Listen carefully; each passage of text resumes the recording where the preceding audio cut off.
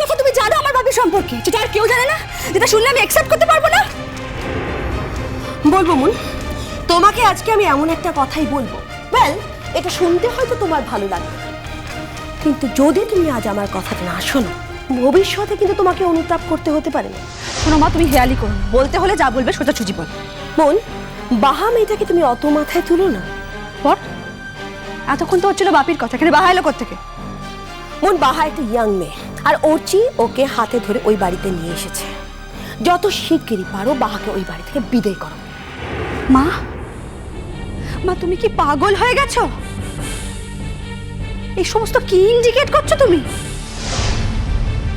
তোমার কথা শুনে তো লজ্জায় আমার মাটির ভেতরে ঢুকে যেতে ইচ্ছা করছে। তুমি কি আমার মা? মন, এতক্ষণ তোমাকে আমি যে কথাগুলো বললাম সেগুলো হয়তো তোমার শুনতে ভালো লাগেনি, কিন্তু সেগুলো যদি তুমি না শোনো, ভবিষ্যতে কিন্তু তোমাকে পস্তাতে হতে পারে। কি বলতে চাইছো তুমি? কি বলতে চাইছো তুমি? হ্যাঁ, আজকে বাহার সঙ্গে একটা চূড়ান্ত মিসবিহেভ করার পর সেটাকে কভার আপ করার জন্য তুমি এই সমস্ত ব্যাড এক্সকিউজ দিচ্ছ না? না মন, সেটা নয়। তাহলে কি? তাহলে কি বলতে চাইছো মা? বাহা অর্চি আর আমার সংসার ভেঙে দেবে, তাই বাহাকে আমার তাড়িয়ে দেওয়া উচিত? তোমার মাথা খারাপ হয়ে গেছে মা। You are just a crazy woman.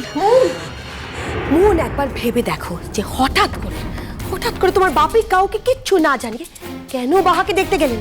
এই বাহার ওপর তোমার বাপির হঠাৎ কেন এত দরদ উঠলো বলো? এই কারণে যে আমার বাপি তোমার মতো অসভ্য না। আমার বাপির মধ্যে সৌজন্যবোধ আছে।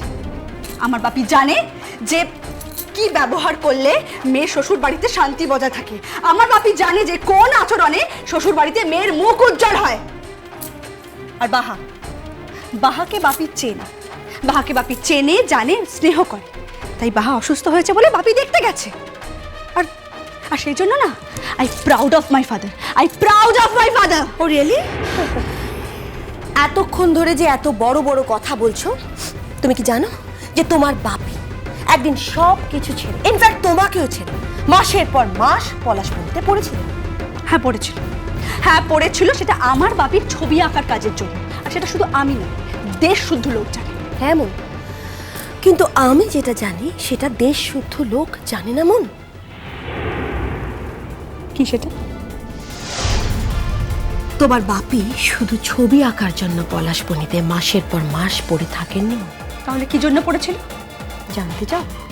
হ্যাঁ জানতে চাই, আমি জানতে চাই, আমি শুনতে চাই। বলো আমাকে, বলো আমাকে, বলো কেন পড়েছিল বলো। দিদিমণি, দাদাবাবুর গাড়ি, দাদাবাবু ফিরে এসেছে।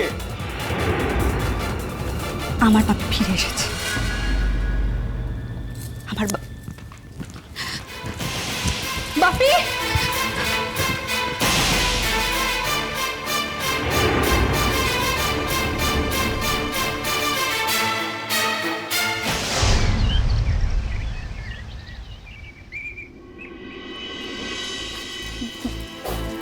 বাপি কি হয়েছিল তোমার বাপি? ফোনটা তুমি কেন সুইচ অফ করে রেখেছিলে? আমি কতবার তোমাকে ফোন করেছি, খালি সুইচ অফ বলছে। শরীর খারাপ হয়েছিল তোমার বাপি? আমাকে বলো না বাপি, তোমার কি হয়েছিল? তোমায় বলতেই হবে বাপি। যার সঙ্গে যাই হোক, তার জন্য তুমি আমাকে কেন কষ্ট দেবে বাপি? কেন? আমাকে বলো তোমার কি হয়েছিল? দাঁড়াও মুন, আগে আমাকে তোমার বাপির সঙ্গে কথা বলতে দাও।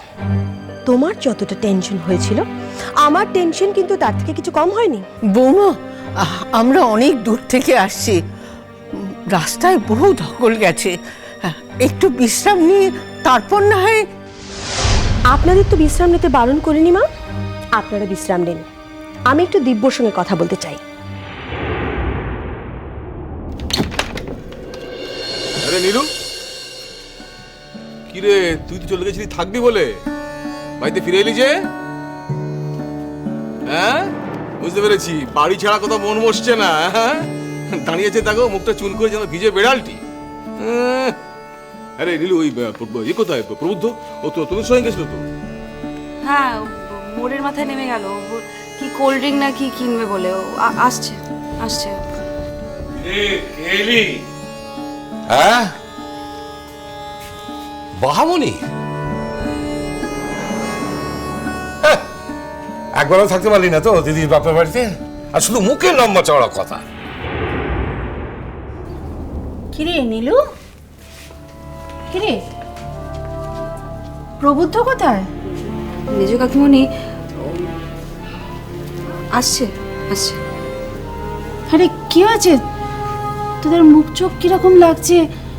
কমলিকার বাবা এখনো ফেরেননি? হ্যাঁ, দীপবাবু বাড়িতে এসছেন? যতক্ষণ আমরা ওখানে ছিলাম আঙ্কেল আসেননি, রাস্তায় ছিলেন। রাস্তাটা তো অনেক, একটু দেরি হবে হয়তো। নীলু, বাহা চলে এলো কেন রে? কেন বুঝতে পারছো না? এই বাড়িতে যেমন সব সময় সবার উপর ছড়ি ঘোরাতো, ওখানে গিয়ে বুঝতে পেরেছে সেটি আর হচ্ছে না। ব্যাক টু বাড়ি। ঠিক বলেছিস, তোর কথাই ঠিক। আর আমি যখন বাড়ি ছিলাম না, সেই সময় বেরিয়ে যাওয়া হয়েছিল তো, আমাকে না জিজ্ঞেস করে সঙ্গে সঙ্গে মারামু ঠিক করে রেখেছিল যে আর ওনাকে থাকতে দেওয়া হবে না বাড়িতে। কথাটা আসলে শুনি কি হয়েছে। হ্যাঁ রে নীলু, কিরে ব্যাপারটা কি? মা, আমাদেরও মনে হয়েছে বাহার ওই বাড়িতে থাকা ঠিক না।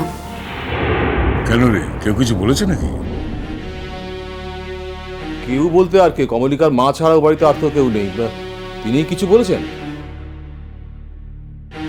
এই কি হয়েছে রে নীলু? কি হয়েছে বল না,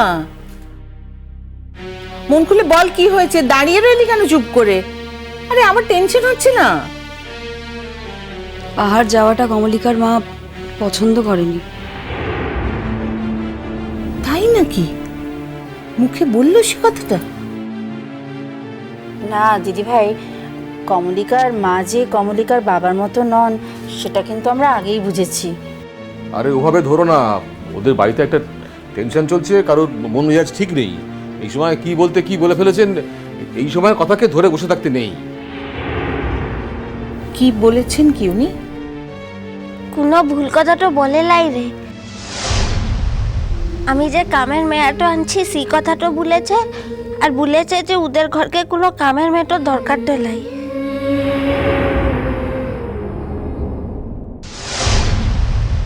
দিব্য, তোমার সঙ্গে কি আমার কোনো ঝামেলা হয়েছিল?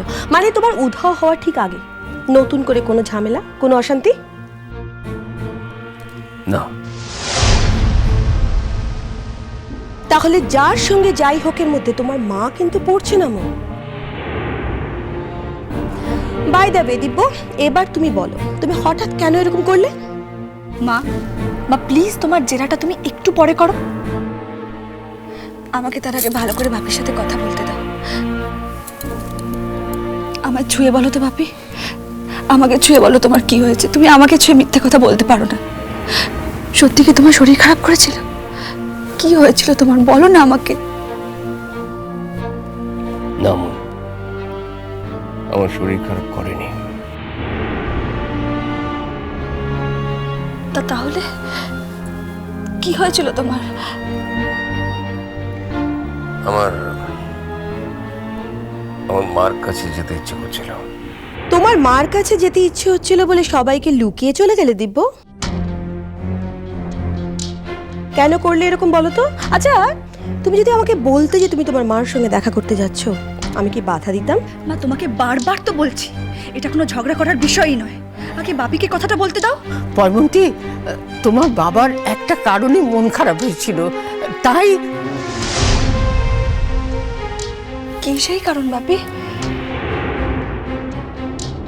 ও মন, সব মন খারাপের কথা কি সবার সামনে বলা যায়?